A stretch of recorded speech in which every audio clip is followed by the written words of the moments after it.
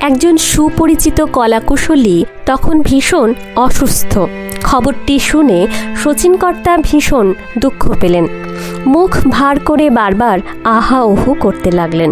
এমন সময় উপস্থিতদের মধ্য থেকে কেউ একজন প্রস্তাব দিলেন, চিকিৎসার তো অনেক খরচ, বেচারি একা আর কতই বা সামাল দেবে, সামর্থ্যই বা কতটুকু। আচ্ছা শচীনদা, আমরা সবাই মিলে চাঁদা তুলে কিছু টাকা সাহায্য করতে পারি না? শচীনকর্তা তখন চুপ করে গেলেন। খানিকক্ষণ পরে ধীর স্বরে বললেন, তোমার মুখরাটা সুন্দর ছিল, কিন্তু অন্তরায় আয়সা সুর কাইটটা গেছে।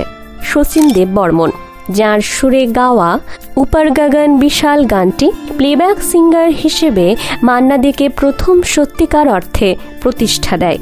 যদিও তামান্না ছবিতে ছিল মান্নাদের প্রথম প্লেব্যাক, তবু মাসাল ছবির এই বিখ্যাত গানটি তাকে শিল্পী হিসেবে স্বীকৃতি এনে দেয়।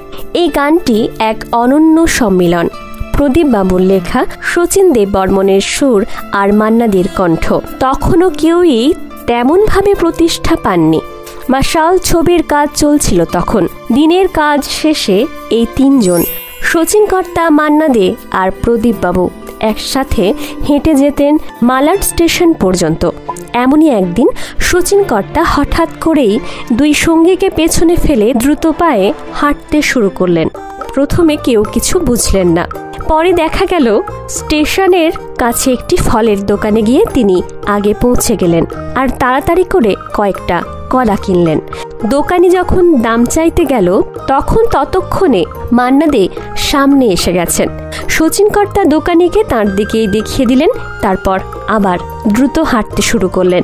ঠিক এমনই একদিন শচীনকর্তার ফোন এলো মান্নাদের কাছে, একবার আসো তো মান্না, একখানা দারুণ সুর করছি, তোমারে শেখাবো। মান্না দে বড় কৃতজ্ঞ চিত্তে ছুটে গেলেন। শচীন দেব বর্মন খুব যত্ন করে তাকে গানটা শেখালেন, গলা মেলালেন মান্না দে।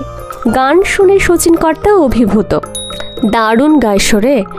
কিন্তু পরদিন আবার ফোন, শচীনকর্তার কণ্ঠে এবার অন্য রকম সুর, মানা গানটা তুমি রফি মিয়ারে শিখাই আইসো, ও ভালো গাইবে গিয়া।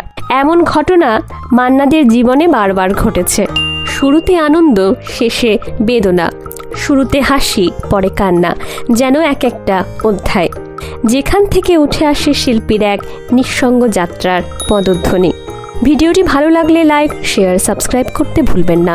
ধন্যবাদ। আমি মন্দিরা।